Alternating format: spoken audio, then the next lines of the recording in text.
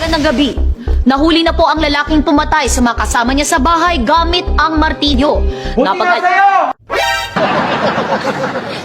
Napag-alaman na ang lalaking ito ay dati na palang may kaso ng pagpatay gamit ang martilyo, kaya siya ay mahaharap sa patong-patong na kaso at pagkakakulong.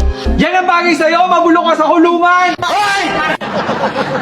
Ang lalaking ito ay di umano'y miyembro ng kinatatakutan na martilyo gang na sangkot sa holdapan ng mga jewelry stores sa mall.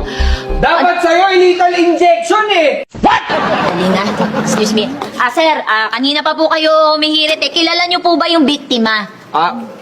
Hindi po. Hindi po. Yung suspect, kilala niyo po? Ito po, opo. Kapitbahay po namin yung tarantadong yan eh. Bakit po parang galit na galit po kayo sa kanya? Paano po kasi, sa tuwing nanghihiram kami sa kanya ng martilyo, lagi sinasabi, wala raw, yun pala meron! Madamot ka! Madamot!